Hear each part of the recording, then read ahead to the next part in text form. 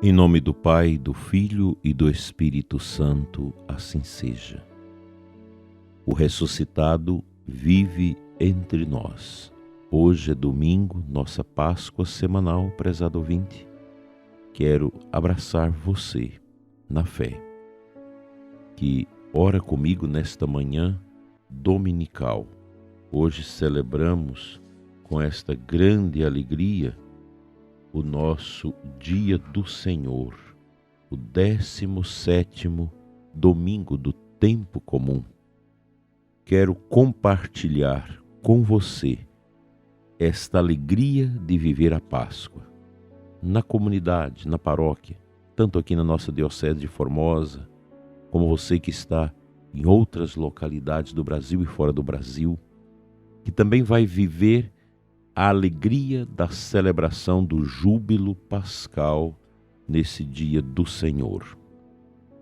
Dando continuidade à meditação de ontem, quando nós citamos São Justino, que nos incentiva a abrir as mãos para ajudar os que sofrem. À luz dessa experiência bíblica e da vida da Igreja em seus primórdios, compreende-se o rito da apresentação das oferendas, que poderia ser chamado de rito de bênção a Deus pelos seus dons. Na preparação dos dons, levam-se ao altar o pão e o vinho com água, isto é, os mesmos elementos que Cristo tomou em suas mãos na noite da instituição da Eucaristia. No início da liturgia eucarística, são levados ao altar as oferendas que se converterão de modo transubstanciado no corpo e no sangue de Cristo. É louvável que os fiéis apresentem o pão e o vinho, que o sacerdote ou o diácono recebem em lugar adequado para serem levados ao altar. Quem apresenta? O Deuteronômio recomendava assim: ninguém aparecerá diante do Senhor de mãos vazias. Deuteronômio 16. E a instrução geral missal romana destaca: é louvável que os fiéis apresentem o pão e o vinho. Sob a patena, naquele pão é a vida humana, escondida com Cristo em Deus. Colossenses 3:3. Com seus trabalhos e fadigas, dores e alegrias, que está sendo apresentada ao Pai, por meio do Filho, no Espírito. Podemos dizer que naquela patena é a Igreja inteira, com Maria e os santos, a Igreja e o mundo, oferecida numa oblação de amor a Deus, o Pai. O sacerdote, quando pega a patena com a hóstia grande ali, ele reza. Se não tem canto das ofertas, ele pode rezar em voz alta e o povo responde: Bendito sejais, Senhor, Deus do universo. Depois ele completa: pelo pão, fruto do trabalho humano, e assim por diante. E o povo responde, quando é feito em voz alta: Bendito seja Deus para sempre. Trata-se de uma oferenda verdadeira, porque antes de nós Jesus se ofereceu e a ofereceu como oferta e sacrifício de odor suave. Efésios 5:2. A liturgia pede que se recupere o rico sentido dessa procissão ofertorial. O que é apresentado? É pão e vinho, símbolos da criação toda que está sendo oferecida a Deus. Podemos perguntar: por que pão e vinho? A explicação se encontra nas orações judaicas, as berakás ou beracote, as bênçãos pronunciadas sobre o pão e o vinho. A Reforma do Vaticano II recuperou essas orações da antiga tradição hebraica. Bendizemos ao Senhor por esses dons. Ele é a razão primeira e principal do nosso bendizer a Deus do universo. Por isso a Assembleia proclama: Bendito seja Deus para sempre. Esta é a nossa resposta às orações que o sacerdote faz quando oferta ao Pai os dons. É interessante que na patena, a hóstia grande, ela fica escondida para os fiéis não veem a hóstia, ela é ofertada a Deus. Bendito sejais, Senhor Deus do universo, pelo pão que recebemos da vossa bondade, fruto da terra e do trabalho humano, que para nós se vai tornar pão da vida. E o povo responde: bendito seja Deus para sempre. Com o vinho a mesma coisa. Ali o sacerdote está mostrando a Deus a oferenda do pão e do vinho. Bendito sejais, Senhor Deus do universo, pelo vinho que recebemos de vossa bondade, fruto da terra e do trabalho humano, que para nós se vai tornar vinho de salvação. E novamente o povo responde. Geralmente, quando a celebração ela é feita mais com grupos pequenos, geralmente se omite o canto das ofertas para que o sacerdote possa, com essas orações arraigadas na tradição judaica, o Antigo Testamento, elas sejam feitas, participadas e respondidas pelo povo. Geralmente isso é pouco feito, mas pode ser feito. Aliás, deve ser feito de vez em quando, para que a gente não perca estas substanciosas orações, esses ritos tão importantes e tão caros à nossa tradição católica.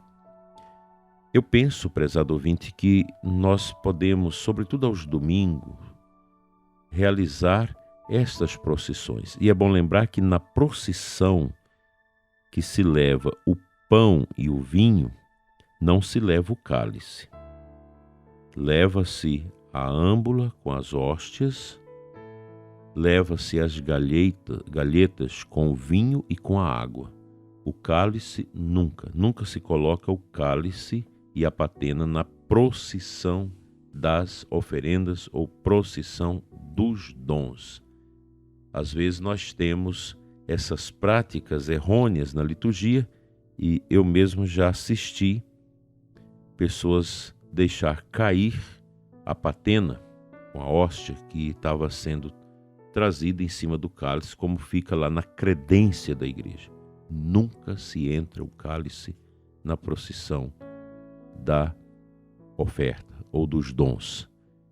Precisamos aprender e colocar em prática esses dons. E geralmente quando você oferta alguma coisa nesta procissão, por exemplo, os dons para a cesta básica dos pobres, você pode trazer neste momento. As pessoas trazem, muitas comunidades têm esse domingo da caridade. É um momento em que as pessoas no ofertório trazem ao altar, depois alguém recolhe, que ele vai ser distribuído para os pobres. Alguns erros, inclusive na minha diocese, por exemplo, ofertar o catecismo, a Bíblia. Leva-se a Bíblia, leva-se o catecismo, o livro da catequese, que depois é devolvido ao seu dono. Não, você pode fazer até uma oferta, trazer no dia da Bíblia algumas Bíblias, que poderão depois ser sorteadas entre os fiéis ou distribuídas na catequese, tudo bem. O que a gente leva na procissão da oferta deve ter um destino. O pão e o vinho, a água, serão destinados ao santo sacrifício.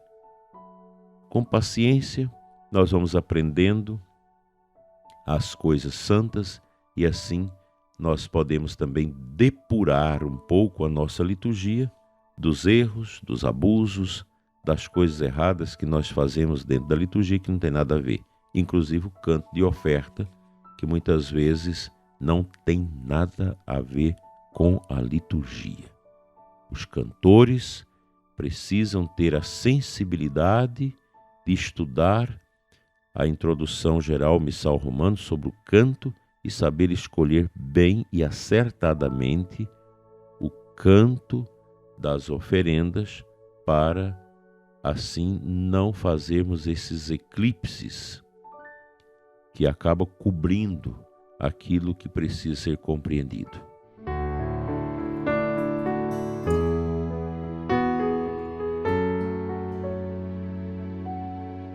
A antífona de entrada da Santa Missa deste 17º domingo do tempo comum nos traz o Salmo 67, versículo 6. Deus habita em seu templo santo, reúne seus filhos em sua casa. É Ele que dá força e poder ao seu povo.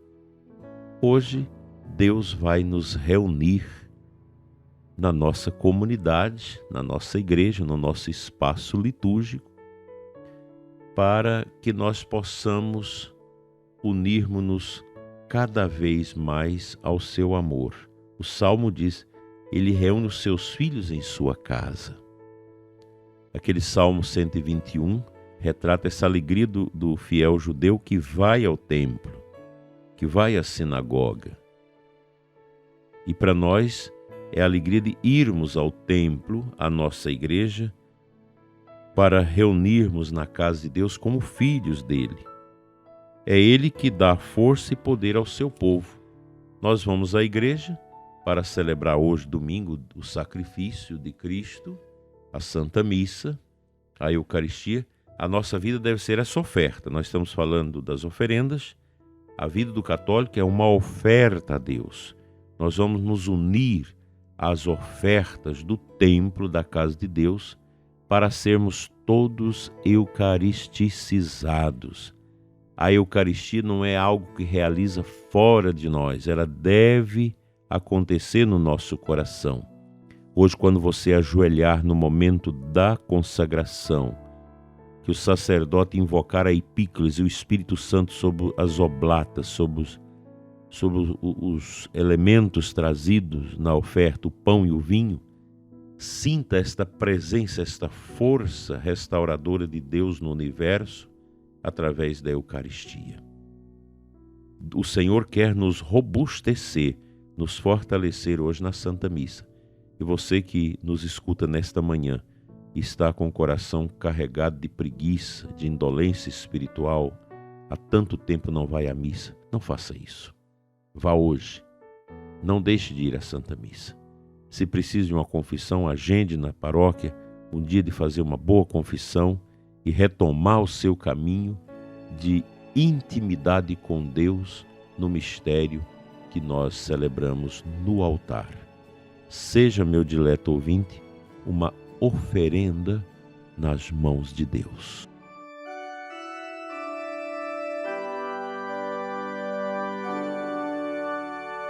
Senhor nosso Deus e Pai, envia o Espírito Santo para curar os católicos frios na fé. O católico que não vai à igreja há tantos anos, que não se confessa, que não te busca. Senhor, tenha misericórdia dessas almas. Toca-lhes os seus corações, sobretudo almas que nos escutam e que não vão mais à missa, não têm mais ânimo para a Eucaristia, Senhor. Cura essas almas que precisam se preparar bem para a morte, para o final da vida, e que estão distanciadas de Deus com aquela bobagem, Senhor, de dizer eu rezo em casa e isso basta. Cura-lhes, devolva-lhes o afeto pelo altar e o desejo pela Santa Missa e a Santa Confissão. Amém.